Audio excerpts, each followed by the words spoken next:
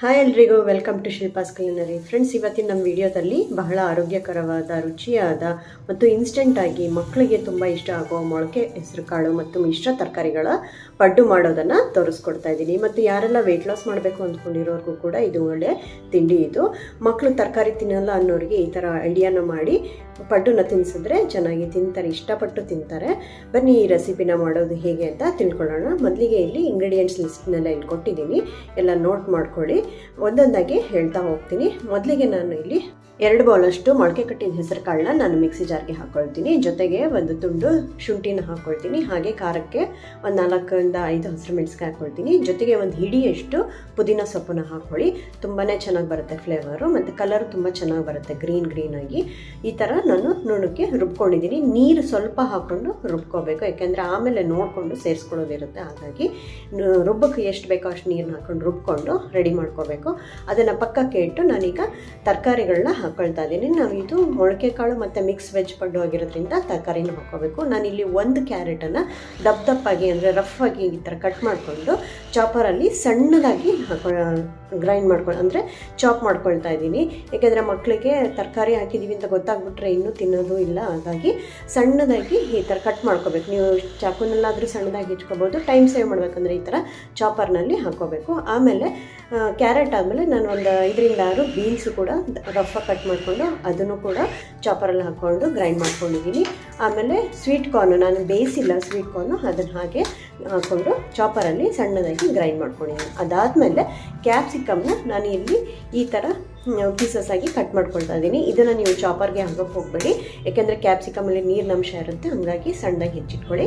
ಈಗ ನಾನು ರುಬ್ಬಿಟ್ಟಿರೋವಂಥ ಕಾಳಿನ ಹಿಟ್ಟಿಗೆ ನಾನು ಒಂದು ಅರ್ಧ ಬೌಲಷ್ಟು ಚಿರೋಟಿ ರವೆ, ಒಂದು ಅರ್ಧ ಬೌಲಷ್ಟು ಅಕ್ಕಿ ಹಿಟ್ಟು, ಒಂದು ಅರ್ಧ ಬೌಲಷ್ಟು ಕಡಲೆ ಹಿಟ್ಟು ಅಂದರೆ ಕಡಲೆಬೇಳೆ ಹಿಟ್ಟು ಬರುತ್ತಲ್ಲ ಅದನ್ನು ಹಾಕ್ಕೊಂಡು ಹೆಚ್ಚಿಟ್ಟಿರೋವಂಥ ಎಲ್ಲ ತರಕಾರಿಗಳನ್ನ ನಾನು ಸೇರಿಸ್ಕೊಂಡು ಅದಕ್ಕೆ ರುಚಿಗೆ ತಕ್ಕಷ್ಟು ಉಪ್ಪು ಮತ್ತು 1 ಸ್ಪೂನಷ್ಟು ಸಕ್ಕರೆ, 1/4 ಸ್ಪೂನಷ್ಟು ಸೋಡಾ ಹಾಕ್ಕೊಳ್ತಾ ಇದ್ದೀನಿ. ಸೋಡಾ ಬೇಡ ಅಂದವರು ಇನ್ನೂ ಕೂಡ ಹಾಕ್ಕೋಬೋದು.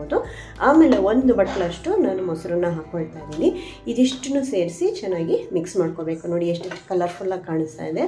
ಮೊಳಕೆ ಕಟ್ಟಿದ ಹೆಸರು ಕಾಳು, ಪುದೀನ ಸೊಪ್ಪು ಮತ್ತು ಮಿಶ್ರ ತರಕಾರಿಗಳು ಸಣ್ಣದಾಗಿ ಹೆಚ್ಚಿರೋದು ಎಲ್ಲ ಹಾಕಿದ್ರಂತೂ ಎಷ್ಟು ಹೈ ಪ್ರೋಟೀನ್ ಬ್ರೇಕ್ಫಾಸ್ಟ್ ಇದು ಅಂತಂದರೆ ಮಕ್ಕಳಿಂದ ಹಿಡಿದು ದೊಡ್ಡವ್ರಿಗೂ ತುಂಬ ಒಳ್ಳೆಯದಿದು.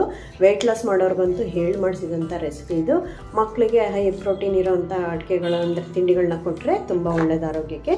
ಈಗ ನಾನು ಮಿಕ್ಸ್ ಮಾಡ್ಕೊಂಡ್ಮೇಲೆ ಅದೇ ಬೌಲಲ್ಲಿ ನಾನು ನೀರನ್ನು ಹಾಕ್ಕೊಳ್ತಾ ಇದ್ದೀನಿ. 1 ಬೌಲಷ್ಟು ನೀರನ್ನ ಹಾಕ್ಕೊಳ್ತಾ ಇದ್ದೀನಿ. ನೋಡಿ ಚೆನ್ನಾಗಿ ಮಿಕ್ಸ್ ಮಾಡಿಕೊಂಡ್ರೆ ನಿಮಗೆ ಈಗ ಹಿಟ್ಟಿನದ ಕರೆಕ್ಟಾಗಿ ಬರುತ್ತೆ. ನೋಡಿ ಈ ಥರ ಇಷ್ಟು ತುಂಬ ತೆಳ್ಳಗೂ ಮಾಡ್ಕೋಬಾರ್ದು, ಹಿಟ್ಟು ತುಂಬ ಗಟ್ಟಿನೂ ಇರಬಾರ್ದು.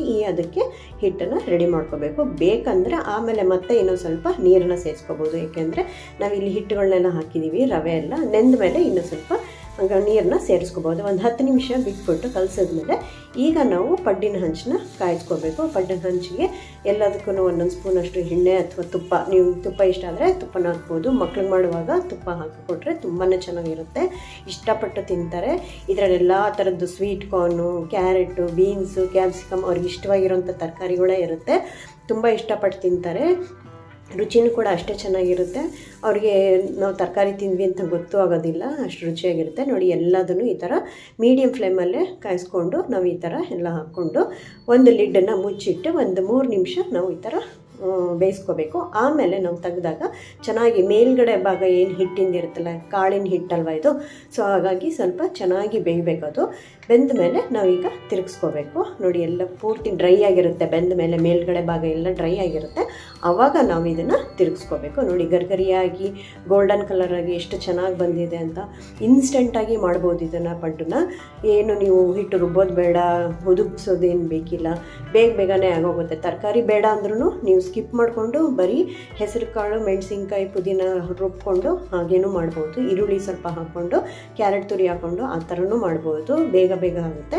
ಇಲ್ಲ ಅಂದರೆ ಮಕ್ಕಳಿಗೆ ಎಲ್ಲ ಥರದ ತರಕಾರಿನೂ ಕೊಡಬೇಕು ಅಂತಂದರೆ ಈ ಥರ ಮಿಕ್ಸ್ ವೆಜ್ಜೀಸು ಪಡ್ಡನ್ನು ಮಾಡ್ಕೋಬೋದು. ಸ್ವೀಟ್ ಕಾರ್ನ್ ಹಾಕಿರೋದ್ರಿಂದ ಇನ್ನೂ ರುಚಿ ಚೆನ್ನಾಗಿರುತ್ತೆ. ನೋಡಿ ಗರಿಗರಿಯಾಗಿರೋವಂಥ ಮೊಳಕೆ ಕಟ್ಟಿದ ಹೆಸರು ಕಾಳು ಮತ್ತು ತರಕಾರಿ, ಮಿಶ್ರ ತರಕಾರಿಗಳ ಪಡ್ಡು ರೆಡಿಯಾಗಿದೆ. ಈಗ ನೋಡಿ ಒಂದೊಂದಾಗಿ ಎಷ್ಟು ಚೆನ್ನಾಗಿ ಬರುತ್ತೆ ಅಂತಂದರೆ ಗರಿಗರಿಯಾಗೂ ಇರುತ್ತೆ, ಒಳಗಡೆ ಸಾಫ್ಟಾಗೂ ಇರುತ್ತೆ.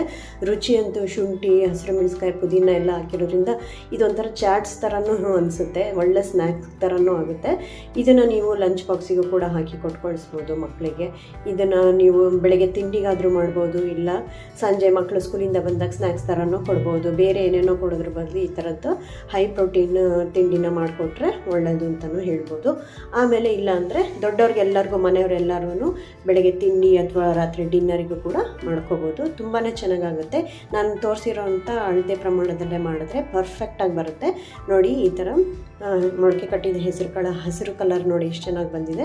ಪಡ್ಡು ಕಾಯಿ ಚಟ್ನಿ ಜೊತೆ ಅಥವಾ ಟೊಮೆಟೊ ಕೆಚಪ್ ಜೊತೆ ಸೂಪರಾಗಿರುತ್ತೆ. ನೋಡಿ, ಬಿಸಿ ಬಿಸಿಯಾಗಿರೋಂಥ ಒಳಗಡೆ ಎಲ್ಲ ತರಕಾರಿ ಹಾಕಿದ್ದೀವಿ, ಎಷ್ಟು ಚೆನ್ನಾಗಿರುತ್ತೆ. ಸ್ವೀಟ್ ಕಾರ್ನ್ ಹಾಕಿರೋದ್ರಂತೂ ಬಾಯಿಗೆ ಅವಾಗವಾಗ ಸಿಗ್ತಾ ಇರುತ್ತೆ, ತುಂಬಾ ಚೆನ್ನಾಗಿರುತ್ತೆ. ನೀವು ಒಂದ್ಸತಿ ಟ್ರೈ ಮಾಡಿ. ನನಗಂತೂ ಪರ್ಸ್ನಲಿ ತುಂಬ ಇಷ್ಟ ಆಯಿತು. ಮಾಡ್ತಾನೆ ಒಂದೊಂದು ಹಾಗೆ ಬಿಸಿ ಬಿಸಿ ಇದು ಬಾಯಿಗೆ ಹಾಕ್ಕೊಂಬಿಟ್ರಂತೂ ಸಕ್ಕತ್ತಾಗಿರುತ್ತೆ.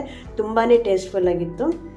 ಈ ಮಕ್ಕಳಿಗಂತೂ ಪರ್ಫೆಕ್ಟ್ ಬ್ರೇಕ್ಫಾಸ್ಟ್ ಅಂತಲೇ ಹೇಳ್ಬೋದು. ಇದು ಅವ್ರಿಗೆ ತುಂಬಾ ಇಷ್ಟ ಆಗುತ್ತೆ. 100% ನೀವು ಒಂದ್ಸತಿ ಟ್ರೈ ಮಾಡಿ. ಈ ವಿಡಿಯೋ ಇಷ್ಟ ಆಗಿದ್ರೆ ಲೈಕ್ ಮಾಡಿ, ಶೇರ್ ಮಾಡಿ, ಪಕ್ಕದಲ್ಲಿರೋ ಬೆಲ್ ಐಕಾನ್ ಒತ್ತಿ, ಹಾಗೂ ನನ್ನ ಚಾನಲ್ನ ಸಬ್ಸ್ಕ್ರೈಬ್ ಮಾಡಿ. ಮತ್ತೆ ಮುಂದಿನ ವಿಡಿಯೋದಲ್ಲಿ ಸಿಗೋಣ. ಅಲ್ಲಿವರೆಗೂ take care, eat healthy. Thanks for watching.